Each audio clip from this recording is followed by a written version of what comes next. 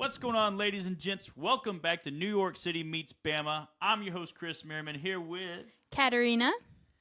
We are back again for another episode after all of our adventures. Where all did we go these last couple of weeks? We went to my sister's wedding. Oh, in Pittsburgh. What fun. No. Philly. Philly. I can't remember. You took me everywhere. We've been in half the states already. Yeah, definitely not in Pittsburgh, whatever you said, in Philly. Oh, is that a better place? We traveled to Philly. That was really fun. We had a lot of dinner events. He met my family. He met Nanny. Oh, yeah, that was first. That was interesting. And then we made a huge decision, guys. We think we're going to get a dog. That means we're definitely getting a dog. According to who? You or me? Oh, you. Yeah, we're definitely getting a dog. Whenever you spend 2 days searching different dogs, I was like, okay, let's just go ahead and get one. Let's just do this. So his mom is breeding them, and what kind of dogs are they? They are teacup poodles. They basically are teddy like bear. A little rat. It's It's teddy bear rat. Teddy bear. I'm so excited. What are the little dogs that your nanny has? Oh, Italian greyhounds. Interesting. Those are so cute. Those are so like fashion-oriented dogs. Like that makes sense. But we're gonna get one of those, and I'm so excited. I'm gonna decorate it. I'm gonna do the little cute hairdos. You're gonna love it. And I came up with a name. Ready? Ready. Beanie. Beanie. That was my nickname. I know. Is that one you want to name my nickname? Yeah. And I call everything that's like a little bean. Little beanie. And then I want to either call it that or Luigi, and then we call her Louie. Or him. Whatever type of dog it is. Beanie or Luigi? I pick Luigi. I know you would pick Luigi, but we would call it Louie. Decision. Okay, cool. It's a group decision. Excellent. You yourself and you? Highly altered by my opinion. Yeah, exactly. You're learning. That's good. Yeah. What else is new? New. I know next month we're going to be going a few lake adventures. We're going to be going back to Vegas. So that'll be some fun stories to tell. We have a lake adventure in September? No, but okay, next week. You mean this Friday? Oh, I can't remember. Yeah, I'm totally lost. If it's not on my calendar is what tells me to show up. So that's all I know. Yeah, so what Chris is referring to is we're going to a lake with his sister for a retreat. And that is this Friday. So when this comes out, it'll be last week. But I'm excited for that. We'll have stories to tell.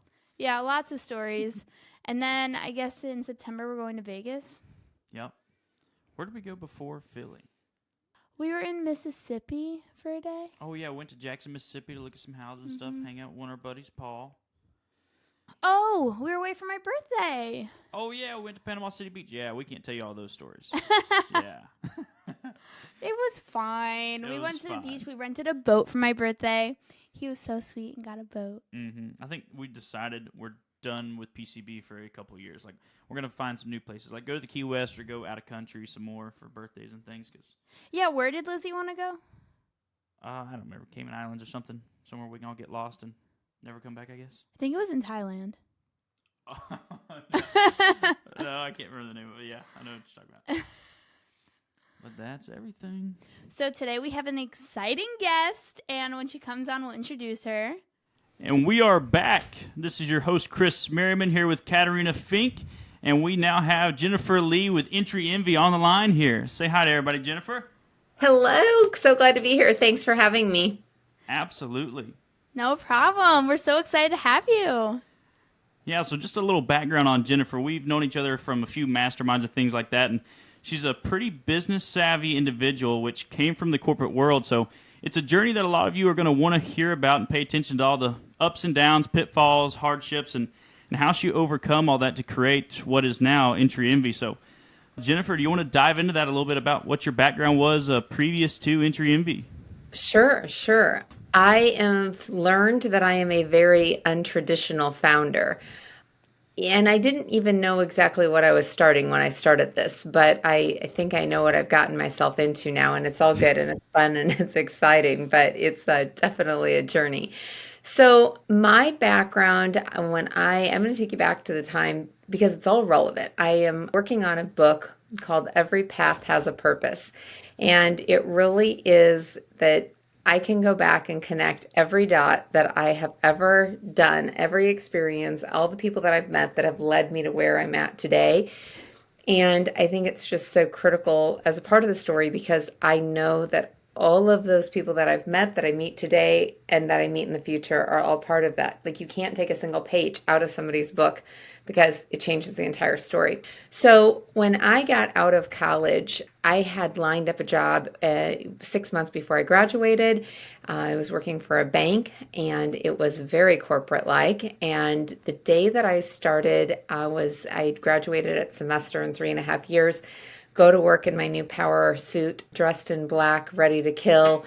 And I was reporting directly to the president and the CEO of the bank. And this guy came to me that morning who I'd never seen before and said, the board of directors fired him over the weekend. And we don't really know what to do with you. Would you like to be a bank teller? And I'm like, nope. Wow. So it was interesting because I turned down 3 or 4 Fortune 500 jobs that were awesome companies. I mean, they would have been incredible opportunities. And now I was stranded without a job, the woman who'd planned everything her entire life. And I was like, well, oh shit, now what? And this was back in end of 99, beginning of 2000. We were still looking for jobs in the paper back then. And there was a job that said a West Omaha physician's office was seeking a marketing director. And I'm thinking, what kind of doctor's office does marketing? But marketing was my undergrad. So I apply and a woman calls me and says, can you come in for an interview tomorrow morning at 6 a.m.? I'm like, yep, okay. That's what I say in life. Yes. And I went in and I was meeting with 4 plastic surgeons before they went into surgery for the day. And they asked me if I knew anything about plastic surgery. And I said, other than I think my mom's friends have had some, no. And we talked about a couple of other things and they offered me the job and I said yes. And what's interesting is that I really didn't know what I wanted to do when I graduated college. What I learned is that I do best thriving under pressure with chaos. I love to run around with my head chopped off like a chicken all day long. Things that last minute What doesn't an scare me, interesting doesn't bother hobby. me.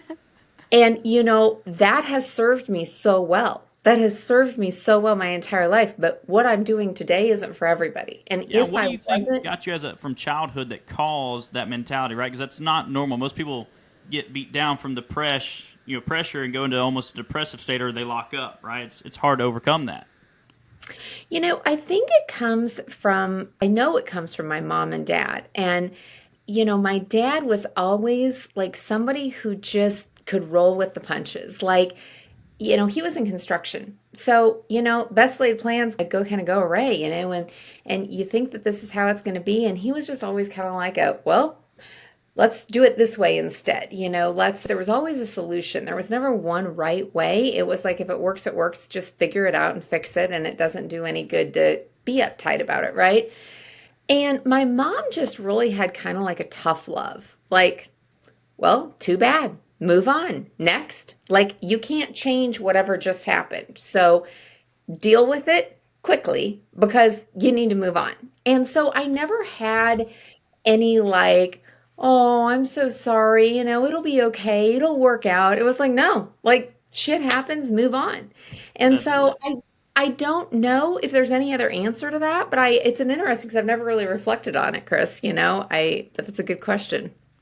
Yeah, it's just interesting because normally people aren't born with that, and I doubt if you were just born with that attitude, it was created being used to that, right? Nobody ever gave you an excuse, right? Dad had a problem, dad fixed the problem. Mom said, tough, move on, right? So Yeah. that correlation, that combination made you who you are. It started the repetition of, all right, well, let's just move forward. This path is no good now. Let's just turn a little bit instead of giving up. Yeah. If left isn't working, go right, right? And over That's and it. over and over again. So I think that, and that's certainly true of the entrepreneurial world. I mean, I don't ever look at it as failures. It's feedback. But it's constantly like, you know, I think pivoting is an overused word, but I mean, that's what it is at its ultimate, like, and on a dime all the time. And if you're not a person who can just keep rolling with it, this is not for you. But so I learned working in a high, fast paced surgical environment with people that were super smart. And, perfection mattered. It was a life or death decision when you went into an operating room and said, we got to get this right. We can't make it, cut and see what happens, right? There was a very real consequence to everything that they did. We walked fast, we talked fast, we thought fast. And I learned that I loved working for smart people. I loved marketing, and I loved doing a lot of different things at one time. Well, through a friend of a friend, I got recruited away to a law firm that was looking for a marketing director. And I went through 6 rounds of interviews over 3 months. And that actually should have been my first clue. Doctors and lawyers make decisions very differently. And lawyers are really trained to think through all the options. They are, find the loophole, right? And a lot of times, if you literally wait long enough, the problem, whatever it was, will just kind of take care of itself. They are paid to take as long as possible, period, to solve a problem. I mean, that is the world of billable hours.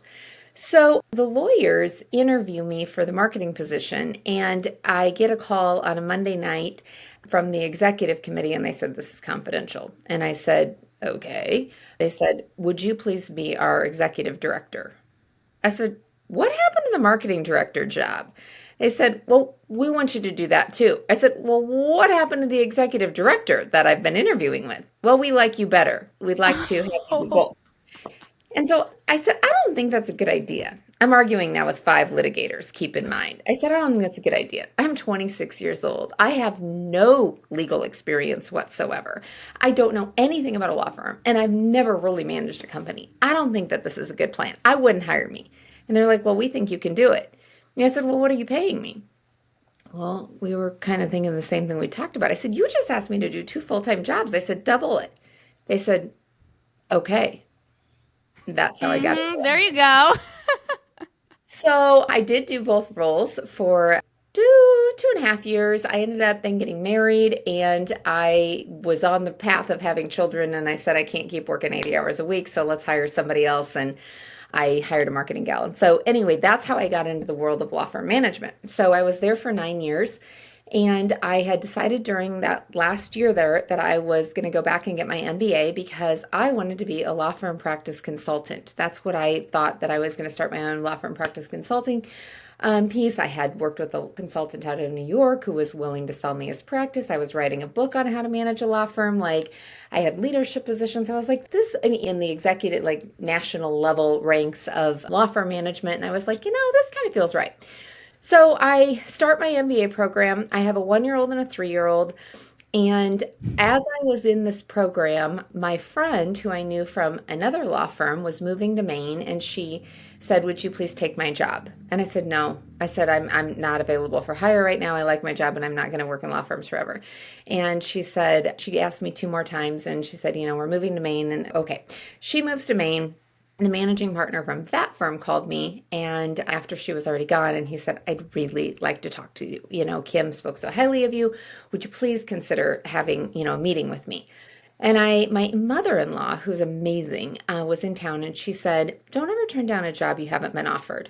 And I was like, "All right, fine. That is sage advice. I've used that a number of times." So I said, "All right." So I go to dinner with him. And by the end of dinner, I knew that I was going to end up working for that law firm. So it was an interesting change of course. It was the right decision. But ironically, during the time that I was in my MBA program, writing this book, doing my plan, my marketing plan and business plan for how I was going to start this law firm practice consulting business, I decided I was building a business I didn't want. Could have done it, would have been very successful. But I didn't care how much I was paid. I didn't want to manage lawyers the rest of my life. I didn't want to argue with them. I didn't want to tell them why they should change because they're just a challenging personality. However, I loved working for them. Again, brilliant people, make me think, challenge me, and made me such an incredible communicator, right? Written, oral, everything. So all of that experience was super relevant. So I shelved the idea of this practice management business. I finished my degree, and the marriage was in a challenging situation for a lot of reasons at that time. And finally, in January of 2020, I left, and I took the dog and my 2 kids and said, "I can't do this anymore." March of 2020, COVID hits. And so Now I am trying to buy a house during the middle of a divorce, which is challenging enough from financing. During the middle of COVID, at the peak of the market, houses are flying off, they're never even hitting the market, and you're paying 12 to, or 24 to, 50,000 over asking price in 12 to 24 hours, right? It was incredible. So beggars couldn't be choosers. I had to kind of get what I get. And so I found a house that was in the school district I wanted to be in, but there was no doubt about it. It was a fixer-upper. So I move into this house on August 1st of 2020, single mom with 2 kids, managing a law firm remotely, and I start remodeling this house. And it turns out that was therapy. So every night I would work all night long and, paint and just do whatever needed to be done, refinish floors and install baseboard and did tile and backsplashes and everything. And in April of 2021, with the law, still managing law firm, mostly virtual still at that point. The law firm was in the middle of a merger, so I was managing that. And I was almost done with my remodel. And I came home every day, and it was this bittersweet memory of what I had left, which was a considerably more expensive home, coming home to a house that didn't reflect on the outside what it now did on the inside, and it made me sad. And I'm a big believer in first impressions. When you meet people, when you walk into a space, when you go into a party, when you walk into the wedding, when you wherever it is, including your own home, your own driveway, how does it make you feel? And so I decided that I needed to add some curb appeal, but I was out of time, energy, and money, and I was trying to figure out, how do I solve this problem without spending a lot? So I decided to paint the garage door, paint the front door, update the front porch light fixture, and then find a way to update the house numbers that were above the garage. They were old, they were falling off, and you couldn't see them. So I go and I'm Googling modern house number signs because I didn't want to go to the store. I actually had already been there. And you have to look at the house numbers, and then you had to drill one each onto the house, and they looked outdated. They didn't look any different than what I had, and you couldn't see them very well. And so I'm looking for a modern house number sign. I'm just going to buy this. They're going to be on there. All I have to do is hang up the sign. And couldn't find anything that I liked. I mean, house numbers, they're boring. Let's be honest. There's not a whole lot of fun about them. But I found one that had a little planter box on the front. And I was like, well, this is kind of cute. But the numbers were silver and I wanted gold. And I thought, this is stupid. I live in Nebraska. What the hell are you going to plant in this planter box that's going to last for more than 3 or 4 months out of our growing season, that you're going to have to water twice a day to keep it alive? Then you're going to rot the wood. You're going to have water all over the front porch. And who the hell has time for this? Forget it. But I had everything I needed to make this sign. So I went out to the garage anyway. And again, this were all my handy skills I'd acquired from remodeling the house for the last 9 months, 10 months. And so I make this sign. Then I got to go to Lowe's. And actually I went to Lowe's, the Westlake Ace Hardware, Home Depot, trying to find the right house numbers. Nobody sells them in gold. Finally find some that I like. Go home and spray paint them. Get this whole sign done. And it's really cute. But now it looks great. But I'm back to this planter box. So I go to Hobby Lobby first, and that happened to be the week that their faux floral wasn't on sale. I'm like, oh, great. So now I go over to Michael's, and I'm in Michael's, and this is right before Easter, and I'm standing there trying to figure out what to put in this little box. I have to buy 3 foam blocks, and I only need 1. I had to buy a whole bag of Spanish moss, and I needed this much. I had to buy 12 tulips because they didn't just sell 3. I had to buy a whole bag of these little eggs because I wanted the one blue one, right? So I do all of this. $37 later, an hour worth of time with driving and shopping. Now I'm at home. I have to find my wire cutters. I get Spanish moss torn all over the garage. And I got to find something to poke in this little egg that I got because he's going to blow away otherwise. And I get done with this. So we're 2 hours in now. And I mean, get it hung up. Cutest freaking thing ever. And then I realized that Easter was over in 2 weeks and I was going to have to do that every month. And I was like, oh, shit. I thought watering flowers was going to be a lot of work. And so I go back in the house and I'm searching subscription boxes, faux floral, holiday and seasonal decor shipped to your door, artificial accessories, new made, I'm looking for everything. And I thought there's a subscription box out there for almost every single thing on the planet, but there wasn't one for this. And it was a little bit of a God moment. I just realized that there were millions of women that would love to have an all-in-one solution delivered to their door We all love personalized homes, whether it's house numbers or last names or monograms. Then what about the people who live in apartments and assisted living facilities? They should be able to have something personalized for their door too. And the fundamental basis of all of this was a reoccurring revenue model where I could ship that faux floral holiday and seasonal decor delivered to their door. And I was like, yep, I just figured out what I want to do. And then the question was, did I push the go button? So that's how I got to where I was at. So you're saying you went from working with attorneys to surgeons to running a law firm to single mother to contractor to business owner. Yeah. Creative business owner. Add that. Yeah, this is neat. I don't understand that. That's an odd character change from all the attorneys and the higher ups to bam, you want to do entry envy. That was the signal that came to you after everything you've been through. That's wild. Yeah, well, I mean, but then I didn't know. I mean, I was like, I have a great business idea here. And, Sarah Blakely is one of my favorites, founder of Spanx. And she says that ideas are their most fragile in their infancy. And statistically, most founders don't tell anybody for a year what they're doing. They don't tell anybody what they're working on. Wow. And, there's the fear of failure. There's a fear of somebody stealing your idea. There's a fear of like, I don't even know if I'm going to do this, so I'm not going to tell anybody I'm doing it because then it may make it so, right? And so I had to decide who I was going to tell and if I should do this or not. And my mother she's always been like one of my most trusted confidants, but as we already discussed, she's a tough love cookie. And so she says it like it is. And I was 99% sure that when I told her this, she was going to say, hell to the no. You don't have time for this. You're managing a law firm full time in the middle of a merger. You're a single mom with 2 kids. You're not done with your remodel yet. What the hell? You don't even have any money to do this. No, right? Like I was 99% sure. And I thought I needed to hear that. I needed somebody to just say, don't do it. Well, what she said was, I'm retiring next month. I could help you. And I was Aww. like, oh shit. Well, now I guess oh, well, okay.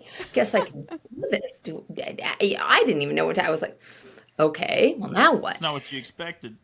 That was not what I expected. And I'm usually right. And I was wrong on that one. I was really wrong. And I was like, wow, okay.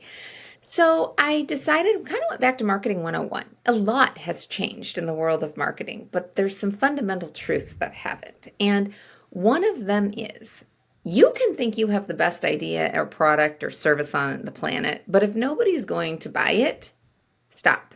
Right. So that's start number 1. Do you have a customer? You're going to buy it, but is anybody else? And by the way, somebody besides your mom, your brother, or your dog, right? Like it has to be legit. So I needed to do some customer research, customer focus groups, needed to like figure out. And then again, we're putting an idea out there. So this gets real scary real quick. But there was an art show coming up and my mom suggested, she goes, what if we do a booth at the art show and we just take samples? And it's a kind of a very well-known art and craft show in Omaha. They only allow makers. It's in a nice, wealthy area of Omaha. It's not a craft show. It was like an interesting opportunity and really kind of who we needed to be in front of. And she goes, what if we just did a booth and we just took some samples and we didn't sell anything because we didn't even have the name of a company, right? And just kind of like tested this idea to see what people thought. Well, long story short, in 6 hours, we had 250 email addresses that said, let us know when you go live. We'd love to buy this. And I was like, okay, I got something here. There's enough at this point to say we need to press this a little further. So despite the fact that I had 23 years of business experience, corporate experience, running law firms, an MBA, an undergrad in marketing, I knew nothing about how to start a company. I mean, that's a whole different animal. So I was like, okay. I went back to my MBA days and had become very familiar with coaches because my thesis had been on executive coaching. And went through the list of all of the coaches that I had met and who was the best one suited to help me with business. And I got connected to a gal that I'd been in touch with, but not much from the 8 years prior. And I actually also at that time, through her, got connected to Kat's dad, Paul Fink. And I talked to both of them about what I was doing and what I felt like I needed help on to sort of get this business off the ground. The primary objective of hiring a coach at that time was to help me launch the business. I needed basics. Marketing degree was obsolete at this point. I knew how to buy a website, but I really didn't know much more than that. And so interviewed both of them. And this is so relevant because I am a huge fan of coaches, but you've got to have the right coach at the right time for what you need. It is not a blanket like anybody will do the job. I don't care how good they are. It's not true. And so when I interviewed both of them at that time, I needed her, not Paul. Paul already had me owning an island. God bless him. I mean, he is the reason I'm where I'm at right now. But we needed a website first before we could get there. And I needed to be like kind of still at like step 1, 2, 3, not step 200. And I And you love still the had way your corporate job right now while you were looking for these coaches. yeah. Yeah, see, I that's a wasn't step going to that most quit people yet. skip. They just go out on their own and start jumping for they can, and they end up burning themselves out instead of going straight to a coach. Let's start this strategically and then learn the steps. So Yeah. that's awesome. That's where you got to begin at. Well, and beyond that, Chris, I didn't have time to have a full-time job and figure all of this out without a coach.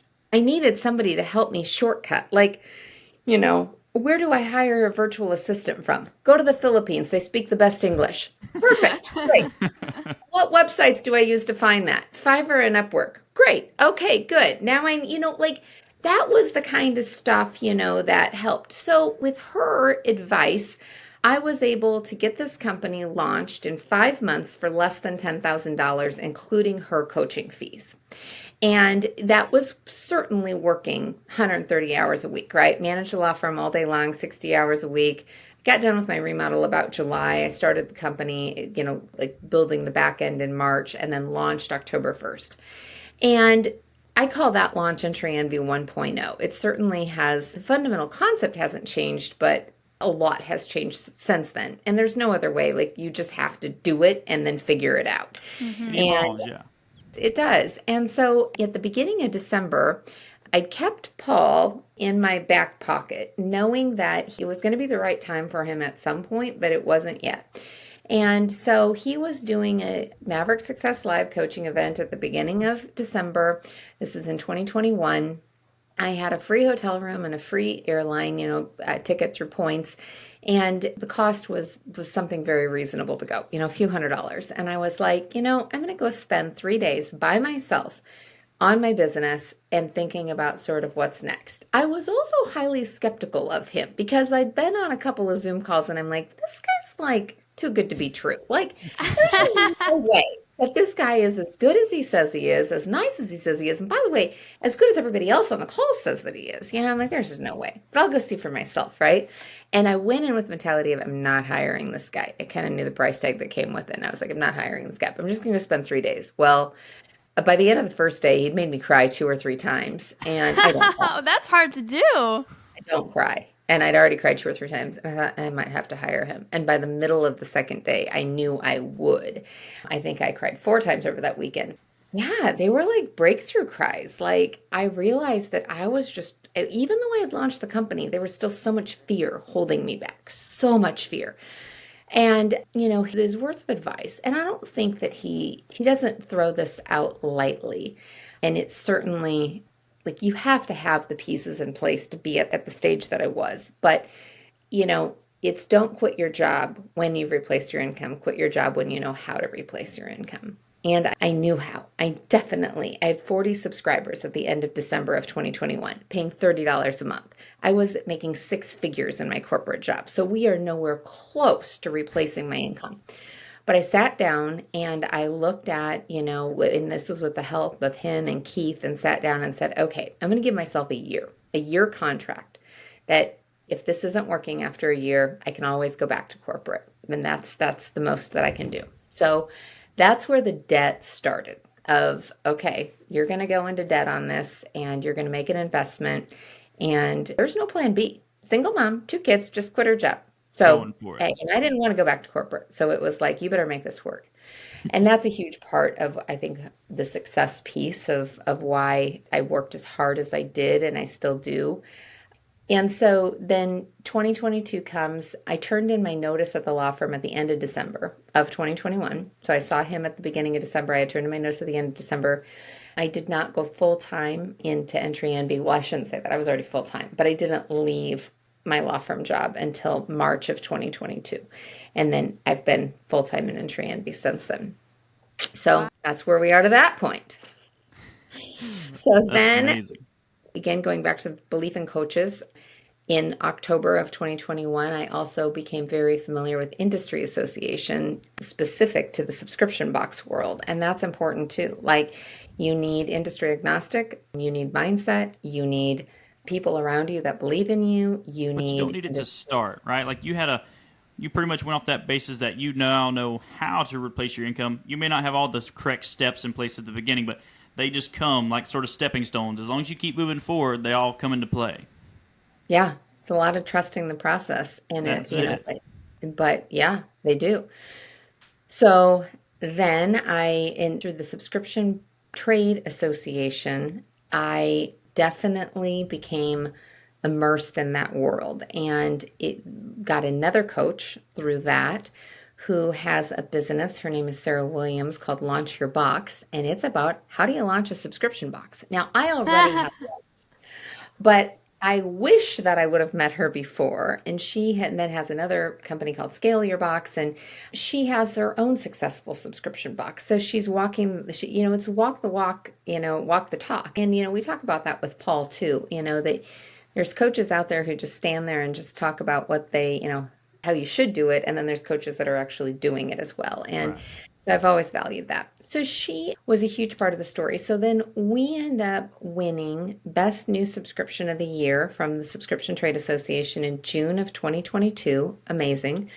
And then we did 75% of our business in 2022 between August 20th and December 15th. And we're going to do the same thing this year. We've learned we're really seasonal. And it actually makes a lot of sense. It's just a little scary. And I don't think it'll always be that way, but it is what it is. So by the end of 2022 in December, we had 300 subscribers. So 2021, we had 40, then we had 300 by the end of last year. We will have 1,000 by the end of this year.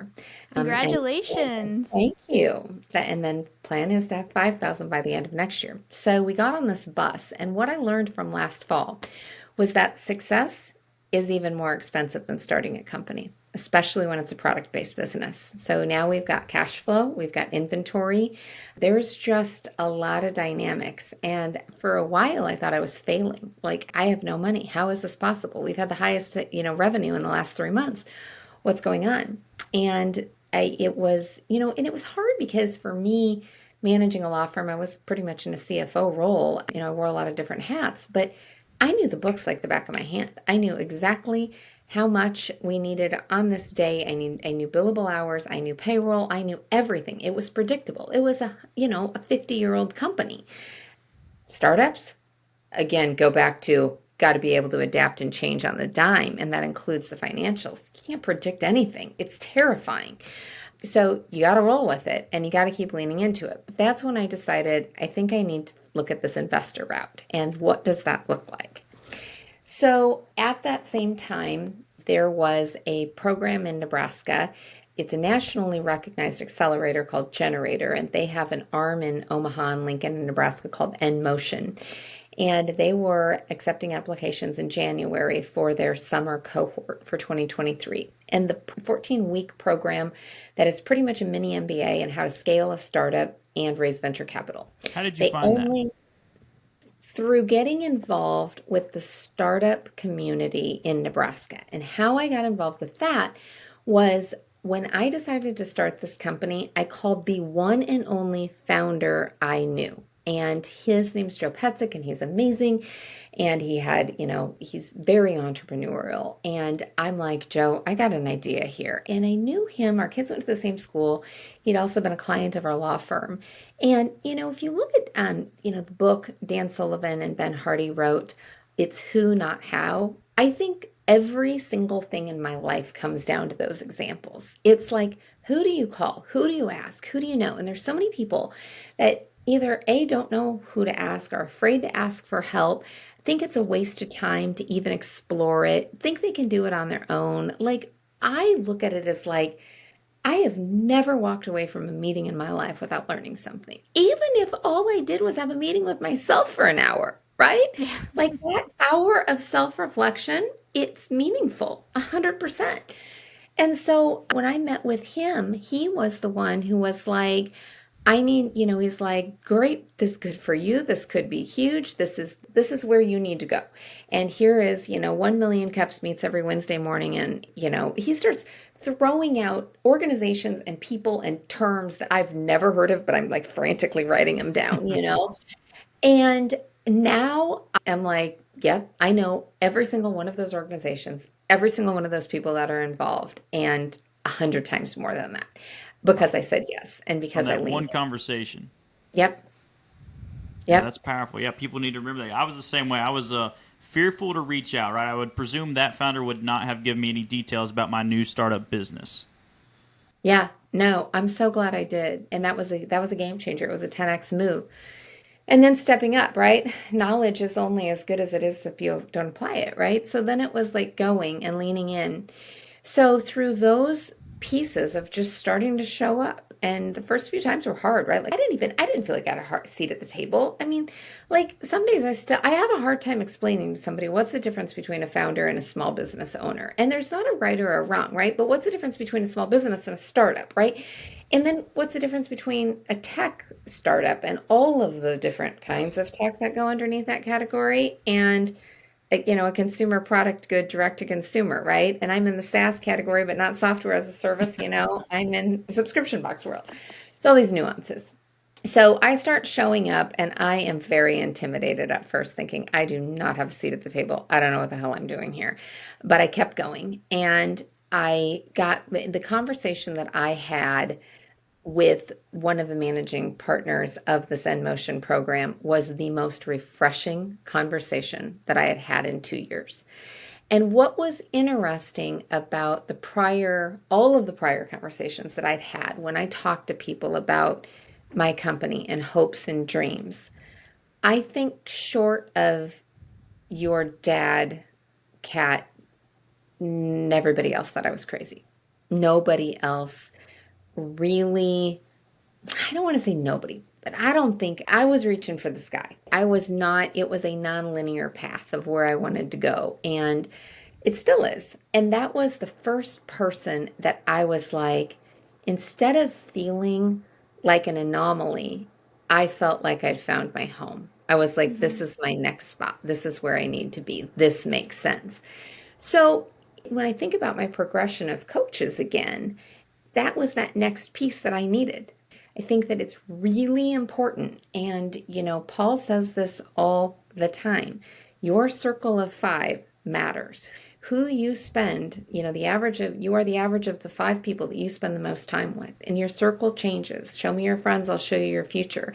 And you can't stay. You can't stay in one spot. You have to keep moving. Yeah. And even that's super hard because you meet friends, you get comfortable. It's like this feels like home. And the moment you get comfortable, you're no longer growing. You're no longer challenging yourself. And I needed the next challenge. So I got accepted into that program, which was an incredible honor. They only take companies that they believe have the potential to be worth $500 million or more in 5 to 7 years. Wow. So it was a wow. Somebody not only believes that much in me and this company, but they're also willing to put their money where their mouth is and give us $100,000 for a 7.5% trade of equity. And that was a big one. That was like, okay, all right, deep breath. I got How this. long Let's ago was go. that? That was May 1st. I started that program. So you've been So through I that went, 14 weeks now then? yeah, I just graduated last Thursday. That's awesome. Oh. Yeah.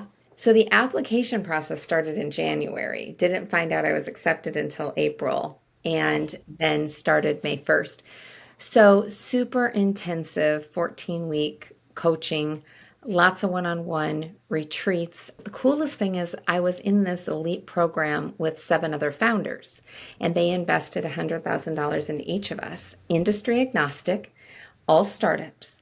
And, you know, it was super refreshing to be back in a space where I wasn't the smartest person in the room all the time.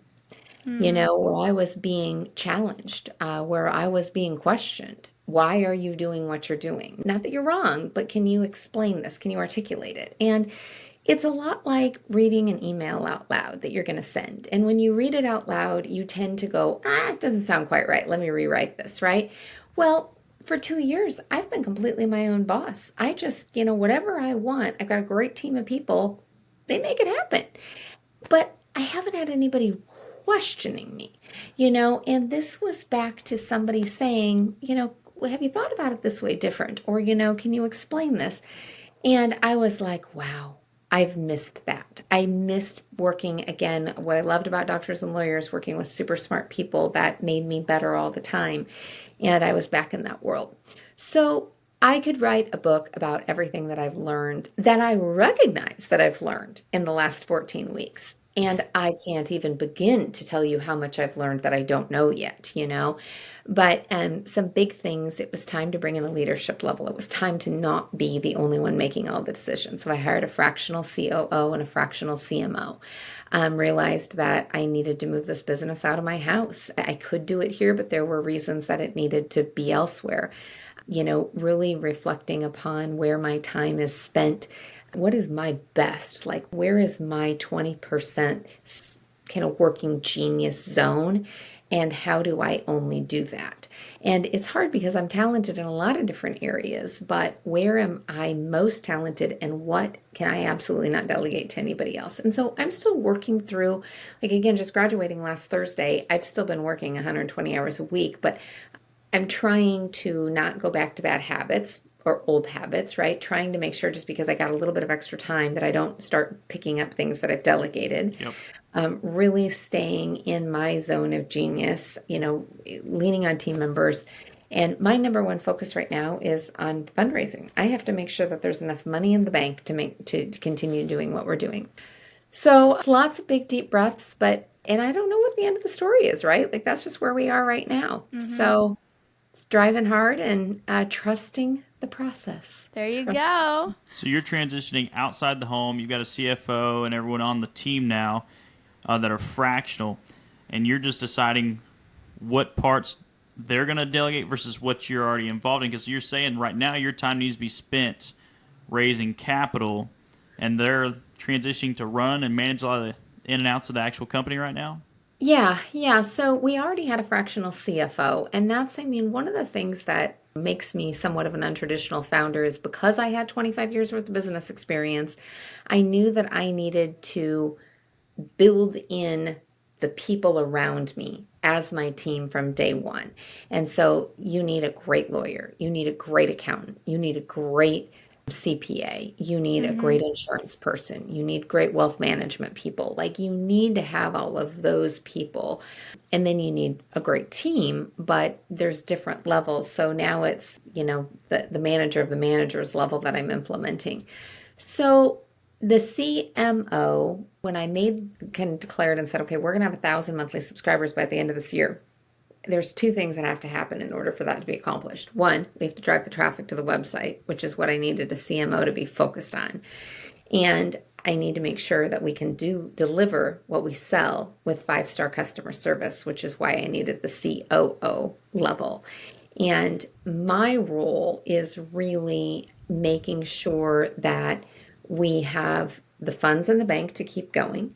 I am investor relations. I'm public relations. I'm the face of the brand.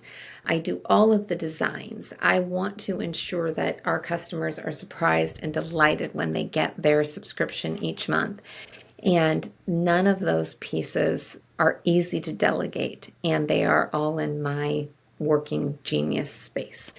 So delegating the mechanics, which are critical on the CMO side, was important. And I think that I went through some heated discussions actually with when I knew I needed a marketing person, what did I need that person to look like and do? And, one of the people from the In Motion program, the coaches, we were having this healthy conversation debate, and he's like, I just think you need a full-time, but just a entry-level marketing person, a couple of years of experience. And I said, are you kidding me? I will chew them up and spit them out. Like, no. Like, you have to hire people who are smarter and better than you in a specific area. And that's kind of asking a lot when you're talking about the amount of experience that I have. And not that I've done it in the CMO world, but it wasn't an entry level marketing person. I knew that. And then, same thing on the ops side. I can run a business with my hands tied behind my back and my eyes shut. So it's got to be somebody who can do that as well or better than I can. And those are very expensive people. And he's like, you can't afford that yet. And I said, well, that's my problem, not yours. I have to make the right decision to figure out who the best people are in those roles. So if I don't trust the people on my team, it doesn't do any good to hire them. So Yeah. I trust both of those people. It's certainly been a grace because during the summer we're slower. So my team members are transitioning with all of us, changing roles. And, we're all taking one step in front of the other. And there was an interesting discussion maybe about a month and a half ago in Nebraska. It was a panel of Gen Z people, maybe one millennial, that were working for startups. And they were talking about what's it like to work in a startup. And the founders in the room were all just like on edge, just going, God, what are these people going to say, right? But That's my generation. I know. But it goes back to the very beginning of what I said. This isn't for everybody. This is not for everybody. So, you want to know when you're going into this, there's a huge difference working for a Fortune 500 company or a professional services company or a startup, right? And everything in between. And you kind of want to know what you're getting into, So it's building a team that trusts each other, that's all willing to work on this startup mentality of scrappy, really flexible, and fast, really fast. Everyone does every job. Mm-hmm. So Yeah. you were saying that the employees, you initially had everyone in your house and now everyone is not in your house. Where are you creating the products for Entry Empty now? Yeah. So I only moved half of the business out of the house because it doesn't need to both be, there's two pieces. We have the manufacturing of the signs, and then we have the subscription box fulfillment. And I am huge about getting women into trades and manufacturing, and there's two different demographics I'm pulling. The women that are manufacturing signs tend to be Gen Zs. They tend to be young, fun, and so there are some economic incentive acts that have been in Nebraska and federally to go into opportunity zones. And those zones are really close to up and coming areas of Omaha. They're hip spaces. They cater to a much younger generation.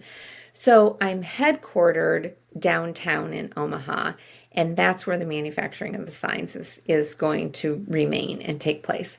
The subscription box fulfillment is still being done out of my house. And I know people think it sounds crazy, but I have 2,500 square feet in this house that's dedicated to the business. It is not a home right now. It is a house. And so that is where all of that, and it works because I'm pulling from a different demographic. I'm pulling from kind of stay-at-home moms, semi-retired people. They live in West Omaha. They're not going to drive downtown. And there's no reason it all needs to be done in one place. So for right now, it was too big of a deep breath for me to move it all at once. That felt scary. Let's just move half of it. Yeah, this is my baby. I mean, oh my God. You think it's hard to leave your kids at daycare? Try leaving your company at daycare. Oh my God. So hard. So hard. So, so we've moved half of the child to daycare and the other half is still here. Oh. So what would you say helped you grow your business the most in the last 2 years? Coaches, Yeah. confidence, finding people that believe in me and what I'm doing more than I believe in myself. I mean, even looking at investors, the company matters, the numbers matter, but they're really investing in a founder rather than just the company. Mm-hmm. You're So, the investment, the business is the security. yeah, you've got to trust yourself. It's not easy. It's not easy, but I think that's trust the process. 90, I did not know that 90% of my success would be attributed to my mindset, and I can confidently say that now. And it's, It's with you know, everyone though. That's the hardest piece. That's what it ends up. You're like, if I wasn't who I was at the end of this journey, I couldn't have created all this because your mindset's the number one factor to all this. You could work 100 hours a week, 120 doesn't matter. If you sink every time something changes and you aren't able to adapt and continue forward, it's yeah, definitely your mindset. Because I've been around you enough. You are one strong-minded woman. is what it is. So you have two girls. How is that like work-life balance, balancing being there for them and also running the business, especially from home? I don't know. I think balance running it from home has been the saving grace because having my team members here, my kids, I've always said it takes a village to raise a child. And I think it's better for them all the way around that they have as much exposure to as many different kinds of people as they grow up as possible, strong influences. I mean, of course, you want them to be positive, but I couldn't have done what I've done without having this out of my house and without having the help of my mom and my assistant, who's amazing, and just really trusted women that are in this home every day. The girls are now 11 and 13, almost 12 and 14. But I think that the real side of it, we're not going to know until they're 25, Kat. I think they're going to look back and, someday be on a podcast with you telling the story of, I remember when, and Aw. it's kind of like, just like what I said about going through this program right now. I can tell you what I know that I got out of it, but I can't tell you yet what else I got out of it. Mm-hmm. And I think that's all part of the journey. And I don't think that I will know how the major life decisions that I've made in the last 3 years to leave their father, to, quit a job, to start a company, and not just a little company, but really take a company that's small and take it big, is going to impact them yet. We don't know the end. Yeah, I with, just with hope all I'm not this, screwing them up, like, oh my God, like that's You're not going to screw them up. Don't worry. they'll be fine. screwing it up, right? Oh, well, with all this that you've gone through and transitioned into to create Entry Envy, what has been the most gut-wrenching, scariest moments through this transition? I know you're pretty tough, so you're like, it wasn't that bad, but Oh God, the whole thing's scary. You know, Rashma Suhani had a quote, or it was a reel I caught. I love Rashma, founder of Girls Who Code and Moms First US, and she said, somebody asked her if she was scared, and she's like, all day, every day, and twice on Sundays. I'm like, yeah, I mean, truth. I mean, I don't think that I'm scared every day. There's no way I'm not. I will always say that the hardest decision I made in my adult life was getting a divorce. The scariest decision I made was quitting my day job. And, but these are all like big, deep breaths. And I've heard this analogy before, but like, I cannot say it enough. Starting a company like this is like having a baby. And, my gestational period for the company was only 5 months, but that was the behind the scenes, like, I'm getting ready to launch this. And when you are pregnant and you don't know what to expect for that childbirth, that's exactly what it feels like. Like, holy crap, I'm going to put this out to the world tomorrow and I don't know how to do this, right? And then, I laughed. I told somebody the other day, I said, oh, thank God, I think we're through the newborn stage. I mean, hard hard. I mean, this company, it needs to eat all the time and there's no sleep and, shit breaks all the time. And like, you outgrow clothes every 6 to 8 weeks. And, as soon as you think you got one thing down, something else changes. And like, newborn stages were tough.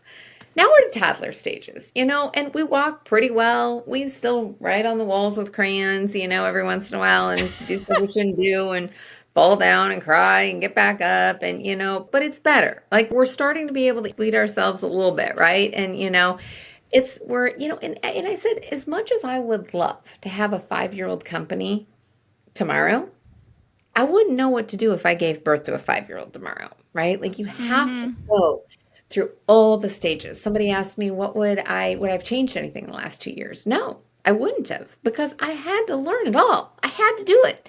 I am getting an education right now that you cannot buy. You cannot buy. Like, it hurts, and it is scary, and it is hard, but there's just no shortcuts. And so it's get up, dress up, show up, keep putting one foot in front of the other, trust the process, keep surrounding myself with people that are cheering for me. There's so much love like in my life of people that are like, you've got this. And being in those spaces, like the very worst thing that I could do would be to just be at home working. Like, I have got to be around people. I'm going to a great startup event tonight. And every time I'm around people that are as crazy as I am, this is a huge important thing, right? And people that are, they're investors and they're founders and they're workers in startups, and there's just a different energy, and everybody is just rooting for you. It's like leaving a football game every time you go, and you're like, okay, I got this, and it fuels you for another day or two or three, and then you're like, oh God, what am I doing? Like, this is going to be terrible. And I'm like, I better go talk to somebody that's going to say, you got this, it's okay, and like, you really have to like recognize that, because the highs and the lows are very real, and you can't stay low for long at all, but if you let yourself go to that darkness of like, what the hell am I doing? How much debt am I in today? Like, shit, we haven't had any sales in 24 hours, like there's always that like, really? But just don't go there. What an amazing story, Jennifer. I know a lot of our listeners are probably pretty impacted by this and want to support and follow you. So how do they assist you the best to get you to those 5 million or 5,000 subscribers? Yeah, well, become a subscriber. So we are everywhere on social, and it's entry_envy, anywhere you are, TikTok, Pinterest, Google. You own it all, don't you? I want it all. I own it all. There you go. Entry_envy. On our website is just entryenvy.com. So you can, if anyone wants to get a hold of me, it's just Jennifer@entryenvy.com. Everything is easy. Big on branding there, right, Kat? Yep. And keep it simple. But yeah, you can do a monthly subscription or a quarterly subscription, and all sorts of custom signs and lots of fun. So yeah, please reach out, and I hope that you follow us and become a subscriber. We'll surprise and delight you. Well, thank you so much, Jennifer. This was amazing stories. I've never heard all those pieces. So that was really, really good to get to see all the pieces, how they connected, and how Jennifer Lea was created. Yeah, I didn't know that either. I knew like your job, like when you started, but I didn't know the background at all. So this was great. Yeah, well, thanks, you guys. It's been so fun. I love all of our stories, and I love our connectedness. So thank you for interviewing me today and sharing, and wish you both the best. Thank you. Thank you, Jennifer. Take care. All right, sounds good. All right, so thank you so much for listening to our special guest, Jennifer Lea at Entry Envy. And you can watch this anywhere that you listen to your podcast. And we are on TikTok, YouTube, and Instagram at NYC Meets Bama. And we post every single Friday. See you guys next week. See you next time. Bye.